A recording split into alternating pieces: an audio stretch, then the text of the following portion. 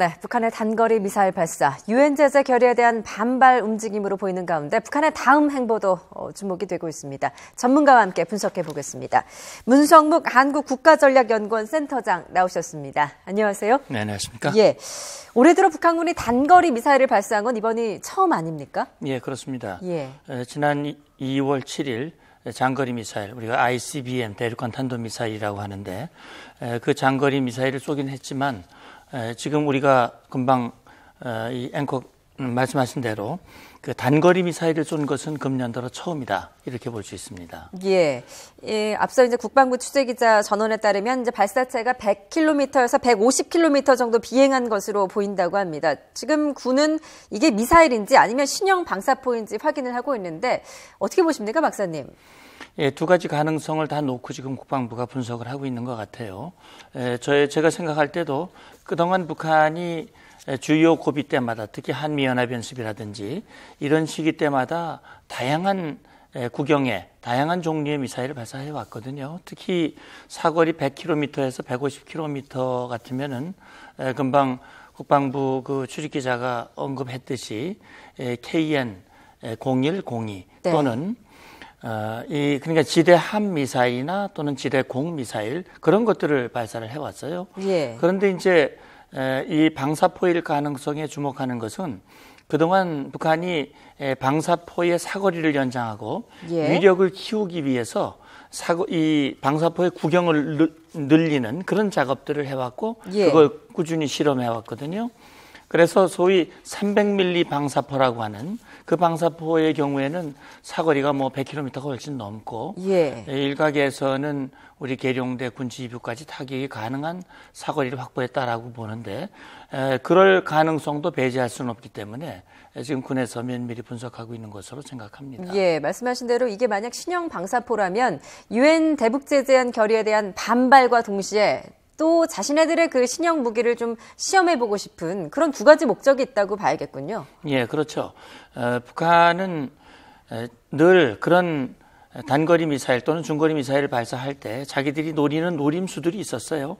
그것이 말씀하신 대로 정치적 차원에서는 지금 시기적으로 보면 유엔 안보리 결의안이 만장일치로 통과된 직후인 오늘 오전 10시에 발사를 했다고 하는 점에서 일단 우리는 유엔이 아무리 그런 제재를 한다 하더라도 우리는 건재하다라고 하는 것을 보여주는 측면이 있고, 또 한 가지는 그런 것들을 계기로 해서 자기들이 늘 개발하고 성능을 강화시켜 가야 할 필요가 있는 미사일이나 방사포들을 그 계기를 통해서 발사함으로써 군사적인 역량도 높이고 군사적인 위력을 과시하고, 특히 이제 이 다음 며칠 후부터는 우리 한미 키 리졸브 연습이 시작이 되는데, 역시 그 단거리 미사일이라고 할 것 같으면은 이 미국의 전략 자산들, 항공모함이라든지 이런 자산들이 한반도로 접근하는 것에 대한 어떤 일종의 무력 시위의 성격도 네. 담고 있다고 볼 수 있지요. 그렇군요.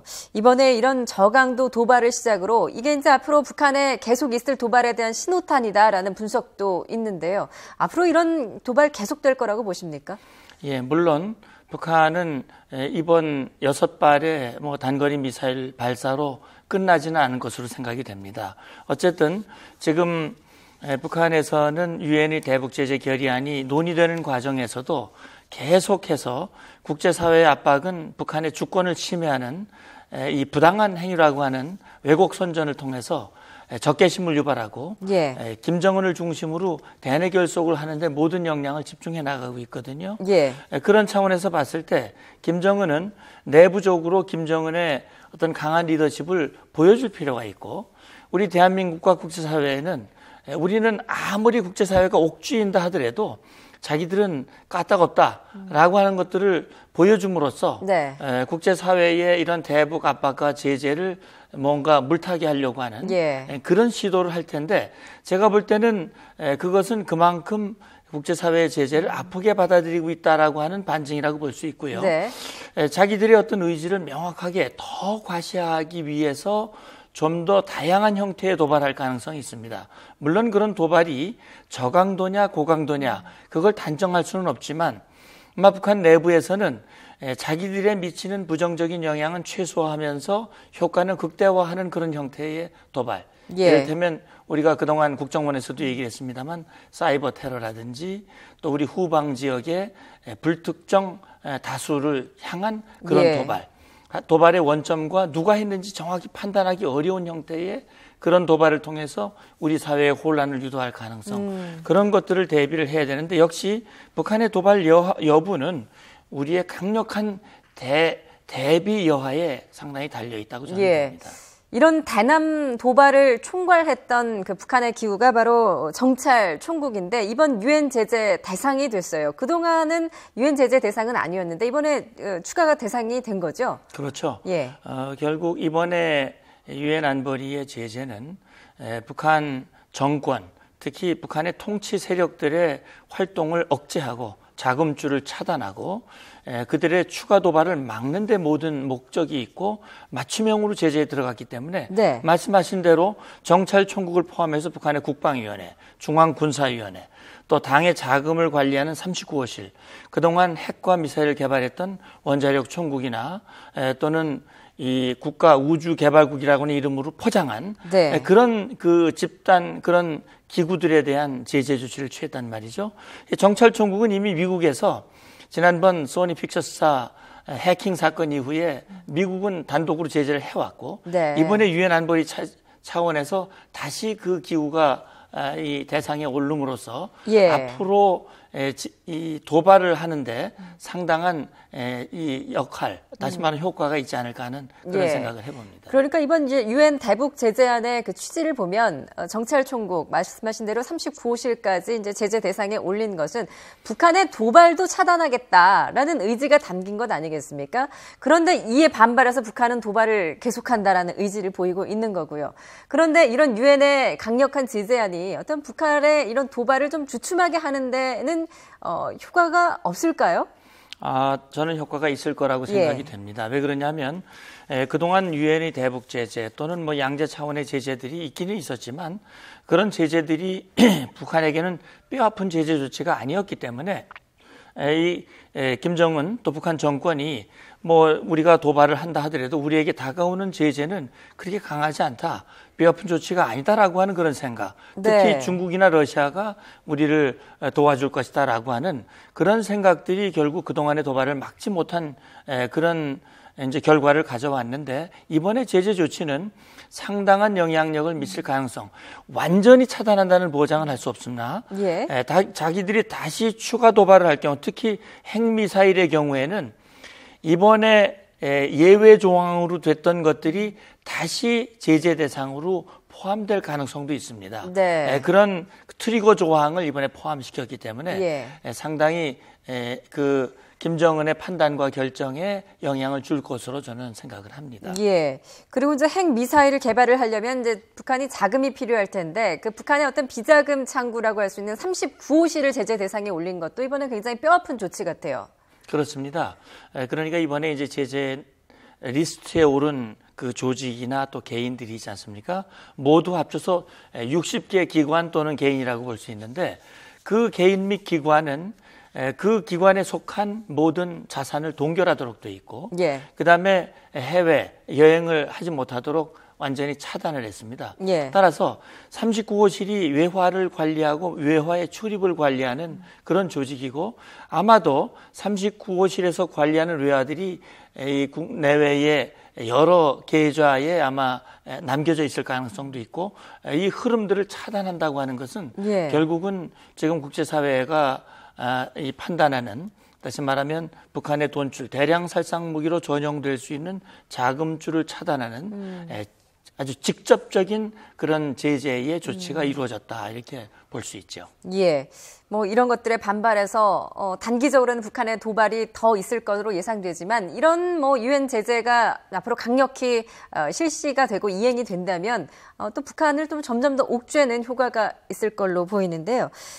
이번 유엔의 대북 제재 대상 가운데는 또 보니까 북한의 핵심 간부들도 대거 추가 포함이 됐습니다. 이 가운데 보니까 북한의 군수공업부장 리만건이 들어갔던데요. 어떤 인물입니까? 리만건이라고 하는 인물이 이제 처음으로 들어갔는데 군수공업부는 북한의 군수 산업을 총괄하는 그런 일종의 컨트롤 타워라고 볼 수 있는데 리만건이라고 하는 인물이 지난번 4차 핵실험 직후에 기념사진을 찍었을 때 지금 화면에 나옵니다만 저 인물이 포착이 됐어요. 네. 그래서 이번에 처음으로 노동당 군수부장이라면은 뭐 당의 일종의 뭐 장관급이라고 볼 수 있는데 네. 당의 이 중요한 인물이 제재 대상에 포함됐다고 하는 것은 네. 상징성과 함께 실질적으로 리만건의 행동을 위축하고 그의 어떤 앞으로 추가적인 역할을 제안하는 그런 상당한 의미가 있지 않을까 하는 생각을 합니다. 예, 북한의 그 장관급 인물이 제재 대상이 된 건 이번이 처음인가요? 예, 아마 지금까지 여러 그 조직들, 은행장이라든지 예. 뭐 또는 주요 기관들의 이 책임자들이 대상에 들었지만 이렇게 노동당의 구체적인 인물이 제재 리스트에 들어간 것은 이 이례적인 일로 지금 보고 있습니다. 그렇군요. 그런데 조금 의외인 것은 그 대남 도발을 주도했던 인물이죠. 김영철 통일전선부장이죠. 이번에 제재 대상에서는 빠졌습니다. 예. 예, 이건 어떻게 봐야 되는 거예요? 예, 저도 좀 의아합니다. 네. 정찰 총국은 제재 대상에 들어갔는데 총국장을 지낸 김영철은 어떻게 빠졌을까? 저도 좀 의문이 되는데 글쎄요. 지금 이제 제재 대상으로 들어간 인물들의 경우 또 그런 조직들의 경우에는 분명히 북한의 핵미사일 도발, 여러 가지 도발의 실질적인 증거들이 확보된 예. 그런 인물이나 기관이라고 볼 수 있는데 네. 아마 김영철의 경우에는 워낙 영민한 인물이라서 그런지 증거를 안 남겼는지 특별한 이유를 정확히 지금으로서는 확정할 수 없습니다만 이번에는 아마 제재 대상에 빠진 것 같아요. 네. 그러나 앞으로 지금 유엔 안보리 제재 결의를 유엔 회원국들이 이행하기 위한 계획들이 이제 수립이 되고 유엔에 보고가 되고 또 이행 절차에 들어가게 되는데 아마 그 과정에서도 김영철이 계속 빠질는지 그건 좀 두고 봐야 될 것 같습니다. 그러니까 김영철 얼마 전에도 뭐 이런 북한은 이런 대북 제재에도 아랑곳하지 않고 우리는 건재하다 뭐 이런 말들을 쏟아냈던데 이렇게 제재 대상에 빠지면서 더 기세가 등등해지는 건 아닌지 하는 또 우려도 들거든요. 예, 그렇습니다. 아마 김영철이 맡고 있는 그 직책 자체가 통일전선부고 대남 담당 비서를 맡고 있기 때문에 지금 국제사회의 이 제재 조치에 대해서 우리는 끄떡없다. 우리는 자강 또 자력의 그런 경제 체제를 가지고 있고 국제사회 특히 이 대한민국이 자기들을 몰라도 너무 다 모른다. 뭐 이런 식으로 이 제재 조치를 희석시키는 그런 발언을 했는데요. 제가 생각할 때는 이 제재 결의는 과거에 없었던 아주 처음 있는 강력한 제재 조치고 이 제재 조치의 아픈 맛을 이제 느끼게 된다면 북한이 과연 그렇게 호언장담하는 태도를 계속할는지 좀 봐야 될 것이고요. 역시 유엔 안보리 제재만을 가지고 김정은을 굴복시키는 데는 아마 일정한 한계가 있으리라고 봅니다. 그런 차원에서 유엔 차원의 제재와 양자 차원의 제재들이 조화를 이루고 특히 경제 분야의 제재 이외에 다른 사안에서도 김정은의 잘못된 태도를 바로잡기 위한 그런 노력들이 있어야 될 것이고요.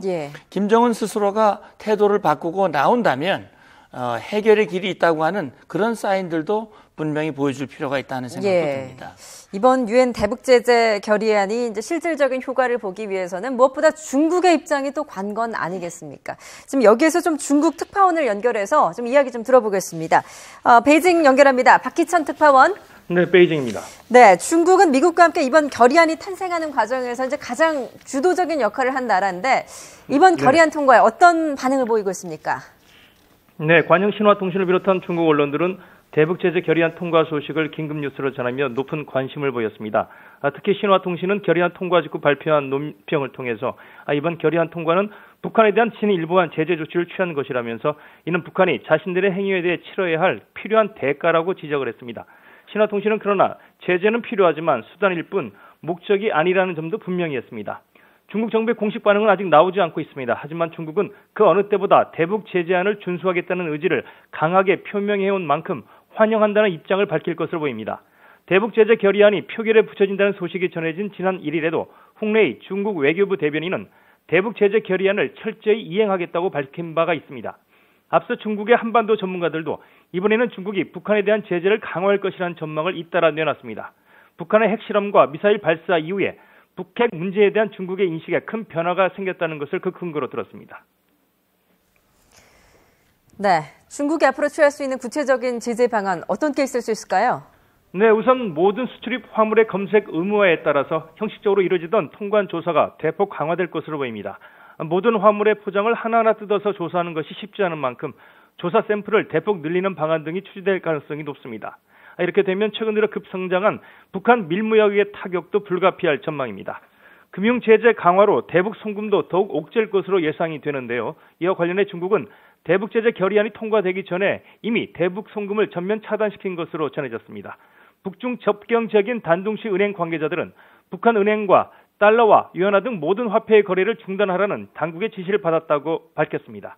그러나 결의안을 실제 이행해 나가는 과정에서 중국이 얼마나 적극적으로 제재에 임할 것이냐에 대해서는 의문이라는 지적도 나오고 있습니다.